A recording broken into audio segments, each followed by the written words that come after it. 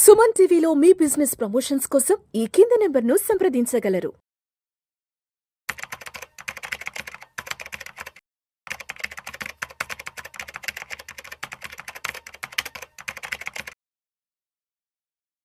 నమస్తే రేవంత్. నమస్తే అండి. Revanth, welcome to Vishnu talks. Thank you sir. So Revanth, ఈ మధ్య నా లైఫ్ స్టైల్కి సంబంధించి నేను ఒక 2-3 సందర్భాలలో ఒక కంపారిజన్కి గురయ్యాను. ఓకే. అంటే నాకు తెలిసిన వాళ్ళు, నా ఫ్రెండ్స్ వాళ్ళు వీళ్ళు, అరే నువ్వు ఒక యాంకర్ ప్రొఫైల్లో ఉన్నావు కదా, ఒక యాంకర్ ఇది మెయింటైన్ చేస్తున్నావు కదా, ఏంటి 10 సంవత్సరాల నుంచి ఒకటే బైక్ వాడుతున్నావు, ఒకటే స్కూటీ వాడుతున్నావు, ఇంత పెద్ద ప్రొఫైల్లో ఉన్నావు, ఏదో మంచి రీజనబుల్ శాలరీ కూడా ఏదో ఉంటుంది కదా, మీకు మంచి ప్యాకేజ్ ఉంటుంది కదా, ఏంటి ఇంత చిన్న స్కూటర్లు తిరుగుతున్నావు? చిన్న చిన్న శాలరీలు వచ్చేవాళ్ళు 15,000, 18,000, 20,000 చిన్న చిన్న శాలరీలు వచ్చేవాళ్ళు కూడా 2 లక్షలు 3 లక్షలు పెట్టి పెద్ద పెద్ద యమహా బైకులు, పెద్ద పెద్ద బుల్లెట్లు, పెద్ద పెద్ద పల్సర్ బైకులు కొని వెళ్తుంటారా? నువ్వేంటి ఇలా ఆగిపోయావు, నువ్వెందుకు ఇంకా ఇలా నువ్వు వెరీ లో ప్రొఫైల్ మెయింటైన్ చేస్తున్నావు అని ఒక 3-4 సందర్భాల్లో నేను ఆ కంపారిజన్ ఫేస్ చేశాను. నిజమే కదా వాళ్ళు చెప్పింది, ఎందుకు నేను మరి ఇంత లో ప్రొఫైల్ మెయింటైన్ చేసుకోవాల్సి వస్తుంది? అంటే నాకు ఒక మంచి అట్రాక్టివ్ శాలరీ ఉన్నా కూడా ఎందుకు నేను ఇంకా ఈ పాత స్కూటర్ వాడుతున్నాను? ఓకే, అవతల వాళ్ళు కొంత చిన్న చిన్న శాలరీ ప్యాకేజ్ వచ్చినా కూడా వాళ్ళ లైఫ్ స్టైల్ చాలా గొప్పగా మెయింటైన్ చేసుకుంటున్నారు. అంటే ఇక్కడ నేను చేస్తున్న పని తప్ప రైటా నాకు అర్థం కావట్లేదు. అండ్ అవతల వాడు అంత చిన్న శాలరీ వస్తున్నా వాడు 2-3 లక్షల రూపాయలు ఖర్చు పెట్టి పెద్ద పెద్ద బైక్లో తిరుగుతున్నాడు. వాడు చేసేది రైటా రాంగా నాకు అర్థం కావట్లేదు. నేను నిజంగా ఆ డైలమాలో ఉన్నా. అంటే నేను చేసింది కరెక్టా రాంగా అర్థం కావట్లేదు, పోనీ అవతల వాడు చేసేది కరెక్టా రాంగా కూడా జస్టిఫై చేసుకోలేకపోతున్నా. మరి దీన్ని ఎలా ఆలోచించాలో అర్థం కావట్లేదు. అంటే నేను ఇంకా అక్కడే ఆగిపోయానా, అంటే నేను అప్గ్రేడ్ కాలేకపోతున్నానా ఏంటి? అంటే నా లైఫ్ స్టైల్ పరంగా, నా మెయింటెనెన్స్ పరంగా కొంచెం పచ్చిగా ఒక్క మాట చెప్తా సార్. ఇది తెలుగుడు దరిద్రం. నిర్మోహటంగా చెప్తా. ఒకడు వేసుకునే బట్టల్ని బట్టి, వాడు మాట్లాడే భాషను బట్టి, ఒకవేళ ఇంగ్లీష్ మాట్లాడితే అది ఏ స్లాంగ్ లో ఉన్నది అన్నదాన్ని బట్టి, వాడు తిరిగే బైక్ను బట్టి, వాడు ఉండే అపార్ట్మెంట్ని బట్టి జడ్జి చేయటం అనేది ఒక తెలుగుడు దరిద్రం. నిర్మోహటంగా చెప్తా. ఎవరు ఏమని అనుకోండి, ఐ డోంట్ కేర్. అందరి జీవితాలు నాశనం కావడానికి గల కారణం ఏంటి అని అంటే ఈ రకమైన ఆలోచనే. ఈ ఆలోచన ఉన్నది కాక ఇంకొకటి మీద రుద్దడమే. ఇప్పుడు ఒక పాయింట్ చెప్తా. ఇన్ని సంవత్సరాలు లేదు మీకు ఇప్పుడు ఆలోచన వచ్చింది, నిజమా రాంగా అని. అంటే నేను బ్రతుకుతున్నది కరెక్టా కాదా? ఎగ్జాక్ట్లీ. ఇప్పుడు వచ్చింది కదా, 10 రోజుల నుంచి వచ్చింది కదా. ఇన్ని సంవత్సరాలు మీ ఫోకస్ అంతా మీ కెరియర్ మీద ఉంది కాబట్టి ఎంత అవునన్నా కాదన్నా ఈ 2 తెలుగు రాష్ట్రాల్లో ఈ సబ్జెక్ట్ మీద ఉన్న ఏకైక యాంకర్ మీరే కదా. ఎందుకు మీ ఫోకస్ ఎక్కడుంది? మీ సబ్జెక్ట్ మీద ఉంది. ఎన్నడూ మీరు అసలు ఈ ఆలోచనలోకి వెళ్ళలేదు. నాకున్నది మంచి బైకా, పిచ్చి బైకా, కొత్త బైకా, పాత బైకా అనేది ఎన్నడూ మీరు ఆలోచించలే. మీ ఫోకస్ అంతా మీరు మీ కెరియర్ మీద పెట్టారు. అవతల ఫోకస్ ఎక్కడుంది అని అంటే మీరేం వేసుకుంటారు దాని మీద ఉంది. మీ స్కిల్, మీ టాలెంట్ మీద లేదు. మీరు వేసుకునే బట్టల మీద, మీరు తిరిగే బండి మీద, మీరు వెళ్ళే ప్లేసుల మీద. ఏంటంటే ఇది చదువుకున్నలే కదా, చదువుకొని కాకరగా కేకరగా అన్నట్టు మీ ఫోకస్ దేని మీద ఉండాలి? మీ ఫోకస్ దేని మీద ఉండాలి? అవతల పెట్టే స్కిల్ మీద ఉండాలి కదా. ఐ నో ఫ్యూ పీపుల్, కొన్ని పెద్ద పెద్ద కంపెనీ సిఇఓ, ఒక పెద్ద కంపెనీ సిఇఓ కూడా సొంత ఇల్లు లేదు ఇప్పటికీ. ఆయనకు సంపాదన లేక కాదు కదా, ఆయన కొనుక్కునే స్థాయి లేక కాదు కదా, ఆయన కొనగలిగినా చేయలేదు. ఆయన ఫోకస్ అంతా కెరియర్ మీద పెట్టాడు, తిరుగుతున్నాడు, డబ్బులు సంపాదించుకుంటున్నాడు, దాచుకుంటున్నాడు, పెట్టుబడులు పెట్టుకుంటున్నాడు, అంతే కదా.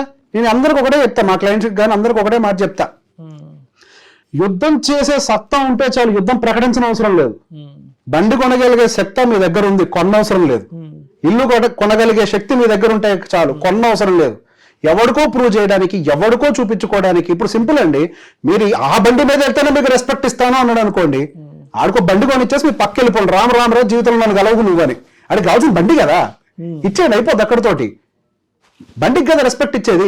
నేను ఈ మధ్య చూస్తున్నాను కామెంట్ సెక్షన్ లో కూడా, సార్ సొంత ఇల్లు లేకపోతే కనీసం చుట్టాలు కూడా ఇంటికి రావట్లేదని. నీ చుట్టం ఏంటి? అరే ఎట్లా చుట్టమవుతాడు వాడు? చుట్టం నీకా, నీ రక్తానికి చుట్టమా, నీ ఇంటికి చుట్టమా? వాడు ఇటుక సిమెంట్కే రెస్పెక్ట్ ఇచ్చేవాడైతే అట్లాంటి వాడు నీతో ఎందుకు గడవాలి? ఇది కదా మెచ్యూర్ మైండ్ సెట్ అంటే. అటువంటి వాడి కోసం నువ్వు కష్టపడి IML కట్టలేకపోయినా ఒక ఇల్లు కొని ప్రతిరోజు టెన్షన్లు పడి అవసరమా ఇంత కర్మ మనకి? అవసరం లేదు కదా, ఎవరి కోసం చేస్తున్నాం, అవసరం లేదు కదా ఇదంతా. మనకి ఏది అవసరం అది చేయాలి. ఈ అడ్డమైన వాటి మీద ప్రతిరోజు 1 గంట టైం వేస్ట్ చేసుకునే బదులు కెరియర్ ఫోకస్ మీద పెడితే మీ కెరియర్ ఎంత గ్రో అవుతుంది? ఒక బండి కొంటే మీ కెరియర్ గ్రో అవుద్దా? ఆ డబ్బులు తీసుకెళ్లి మీ కెరియర్ పెట్టుబడి పెడితే మీ కెరియర్ గ్రో అవుద్దా? పెట్టుబడి పెట్టుకుంటే అంతే కదా. ఇప్పుడు సింపుల్ సార్, విత్తనం అంటూ నాటితే కదా మొలకెత్తేది. అది మొలకెత్తాలి, చెట్టు అవుద్ది. ఒక్కసారి చెట్టు అయింది అని అంటే ప్రతిరోజు కాయలు కోసుకోవచ్చు. మన జీవితంలో చెట్టు ఏంటి? మన కెరియర్. ఫోకస్ ఎక్కడ పెట్టాలి? ఇప్పుడు మన వయసు ఎంత, మనం చేయాల్సిన పని ఏంటి? మన వలస పక్షుల్లో అంటూ ఉంటాం, అక్కడికి ఇక్కడికి ఎగురుకుంటూ పోతాం, అక్కడ ఇక్కడ మనం పనులు చేసుకుంటాం, 4 రూపాయలు సంపాదించుకుంటాం. ఇంకా ఏ పని చేయలేని సందర్భం వచ్చినప్పుడు గూడు కట్టుకొని అక్కడ ఉండిపోతాం. దానికి ఇంకా టైం ఉంది కదా. ఈ సమయంలో ఇవన్నీ మనకి ఎందుకు? మీకు ఇంట్లో ఇంకా ఒంట్లో ఓపిక ఉంది, ఈ రోజు కేవలం ఇందులో తిరుగుతున్నారు, ఎవరో డైరెక్ట్ గా పెంచుకుంటారు, ఎవరికి తెలుసు. అంతే కదా. ఇప్పుడు వాళ్ళు అనుకుంటున్నారు మీకు స్థాయి లేదని, వాళ్ళకి తెలియదు మీరు అనగల కోట కడుతున్నారని. అది చూసేవాడి కంట్లో లోపం అంతే. ఇప్పుడు పచ్చకామర్లోడికి ఊరంతా పచ్చగానే కనపడుతుందంట. అవతలడు చూసే విధానంలో సమస్య కానీ మీలో కాదు కదా సమస్య. ఇప్పుడు నేను అదే చెప్తా, ఇప్పుడు కారు కొనాలి అనుకుంటే కారు కొనుక్కుంటే చాలు, దాని టాప్ ఎండ్కి వెళ్ళాల్సిన అవసరం లేదు. మనకి ఏదో అవసరం అది కొనుక్కుంటే చాలు.